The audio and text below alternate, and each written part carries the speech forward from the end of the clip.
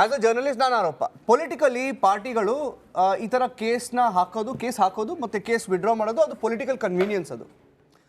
ಇದು ನಿಜ first hand, ಯಾಕಂದ್ರೆ ನಾವು ಎಕ್ಸ್ಪೀರಿಯನ್ಸ್ ಮಾಡಿದಿರಿ ಆಸ್ ಜರ್ನಲಿಸ್ಟ್ ಆಯ್ತಾ.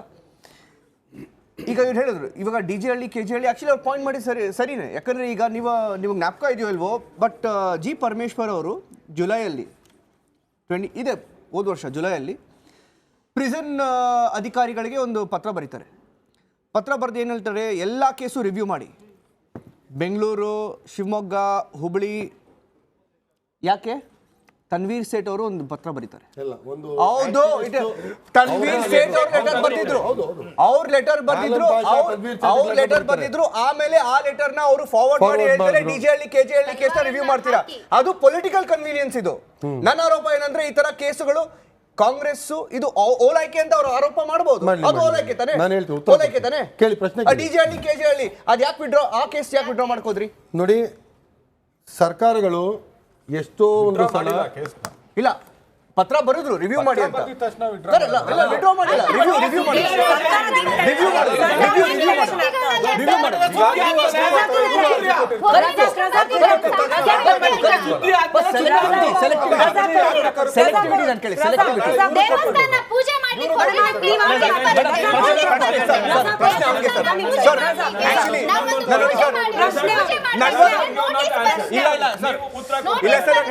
43 ನಿಮಿಷ ಆಗಿದೆ, ಪಾಪ ಅವ್ನು ಮಾತಾಡಿಲ್ಲ.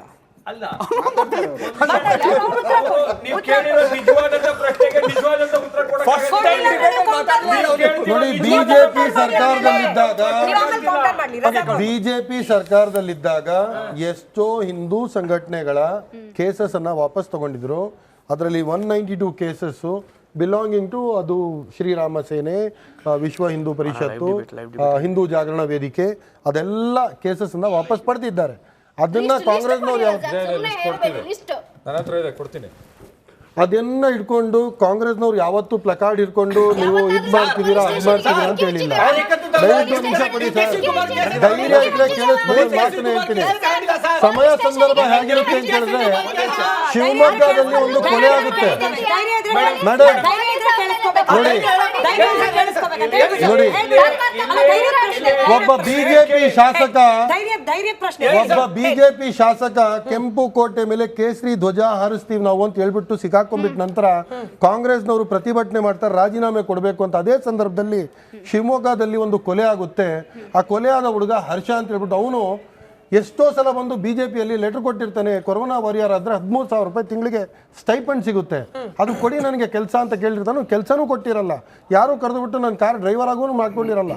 ಅವನ ಕೊಲೆ ಆದ ತಕ್ಷಣ ಸಾಲಾಗಿ ಹೋಗಿ ಅಲ್ಲಿ ಹೋಗ್ಬಿಟ್ಟು ನಮ್ಮ ಕಾರ್ಯಕರ್ತ ಸತ್ತೋದ, ನಮ್ಮ ಕಾರ್ಯಕರ್ತನ ಹೊಡೆದ್ಬಿಟ್ರು. ಅದು ತನಿಖೆ ಆಗಕ್ಕಿಂತ ಮುಂಚೆನೆ ಮುಸ್ಲಿಂ ಗುಂಡಾಗಳು ಇವನನ್ನ ಕೊಂದುಬಿಟ್ರು ಅಂತ ಅದೇ ಶಾಸಕ ರಾಜೀನಾಮೆ ಕೊಡಬೇಕಾಗಿತ್ತು. Madam, you don't disturb madam, ಕೇಳಿಸ್ಕೊಳ್ಳಿ, ಏನ್ ಹೇಳಕ್ ಕೊಡ್ತಿದ್ದೀನಿ ಅದನ್ನೇ ಕೇಳಿಸ್ಕೊಳ್ಳಿ.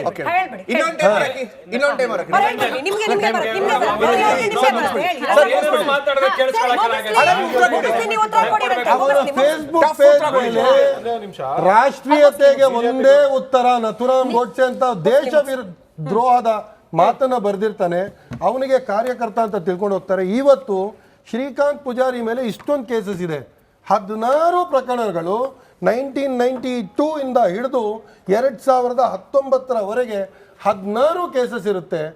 ಇವನು ಆಟೋ ಚಾಲಕ, ಇವನು ನಿಜವಾದ ರಾಮ ಭಕ್ತ, ಕಾರ ಸೇವೆಗೆ ಅದೇನೋ ಕಾರ್ ಸೇವಾ ಆ ಯಾತ್ರೆಯಲ್ಲಿ ಅವನು ಹೋದ ಇಷ್ಟೊಂದು 40 ವರ್ಷದಲ್ಲಿ ಅವ್ನು ಕರೆದು ಅವನ ಜೀವನಕ್ಕೆ ಒಂದು ಇಷ್ಟೊಂತ ಕೊಟ್ಟು ಒಂದು ಕಾರ್ ಡ್ರೈವರ್ ಆಗಿ ಇಟ್ಟು ಅವನ ಜೀವನವನ್ನು ಸಾರ್ಥಕ ಮಾಡಕ್ಕೆ ಇವನು ಯೋಗ್ಯತೆ ಇರಲಿಲ್ಲ.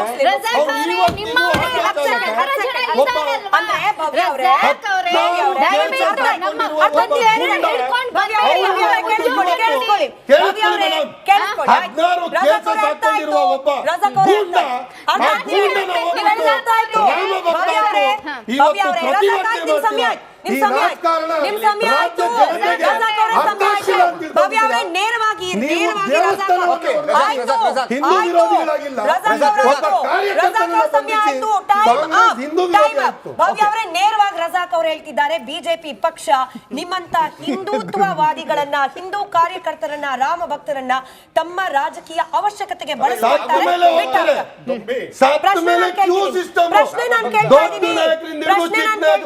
ರಜಾಕ್ ಅವರೇ ಪ್ರಶ್ನೆ ನಾನು ಕೇಳ್ತಾ ಇದ್ದೀನಿ, ಅನುಕೂಲಕ್ಕೆ ತಕ್ಕಂತೆ ಬಳಸ್ಕೊಳ್ತಾರೆ, ಬಿಸಾಕ್ತಾರೆ, ಅಷ್ಟೇ ಬಿಜೆಪಿ ಮಾಡ್ತಿರೋದು, ಹೌದಾ ಅಲ್ವಾ? ಬಿಜೆಪಿ ವಿಷಯ ನಾನು ಇಲ್ಲಿ ಮಾತಾಡ್ಲಿಕ್ಕೆ ಬರ್ತಾ ಇಲ್ಲ. ಹರ್ಷನ್ ಬಗ್ಗೆ ಮಾತಾಡಿದ್ರಲ್ಲ, ಹರ್ಷನ್ ಬಗ್ಗೆ ಏನು ಓದಿ ಹೇಳಿದ್ರಲ್ಲ, ನಿಮ್ಗೆ ಒಂಚೂರಾದ್ರೂ ಅವ್ರ ಬಗ್ಗೆ ಹಿಸ್ಟ್ರಿ ನಿಮಗೆ ಗೊತ್ತಿದ್ಯಾ?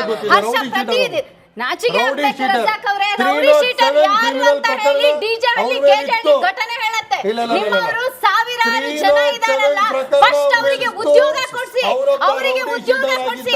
ನಮ್ಮವರು ಒಂದೆರಡನ್ನ ಹೇಳಿಕೆ ಬರಬೇಡಿ. ಪ್ರತಿ ದಿನ ಇದೆಲ್ಲ ಹರ್ಷ ದಿನಗೂಲಿಗೆ ಹೋಗಿ ಅವರ ಅಪ್ಪ ಅಮ್ಮನ ಸಾಕ್ತಿದ್ದ. ಸುಮ್ನೆ ಬಾಗಿದೆ ಅಂತ ಹೇಳಿ ಬಟ್ಕೊಂಡ್ರಿ. ನೀವೇನಲ್ಲಿ ಪೊಲೀಸ್ ಸ್ಟೇಷನ್ಗೆ ಬೆಂಕಿ ಹಾಕ್ತಾರಲ್ಲ, ಅವರಿಗೆ ಹೋಗಿ ಉದ್ಯೋಗ ಕೊಡಿ. ಫಸ್ಟ್ ಅವರಿಗೊಂದು ನೈತಿಕ ಶಿಕ್ಷಣ ಕೊಡಿ, ದೇಶ ಪ್ರೇಮವನ್ನು ಕಲಿಸಿ, ಆಯ್ತಾ? ಸುಮ್ಮನೆ ಏನೇನೋ ಮಾತಾಡ್ಬೇಡಿ ನೀವು. ಫಸ್ಟ್ ದೇಶ ಪ್ರೇಮವನ್ನು ಹೃದಯದಲ್ಲಿ ಹುಟ್ಟಿಕೊಳ್ಳಿ. ಬಾಯಿದೆ ಅಂತ ಏನೇನೋ ಮಾತಾಡ್ಬೇಡಿ. ನಮ್ಮ ದೇಶ ಪ್ರೇಮವನ್ನು ಕಲಿಸಿ.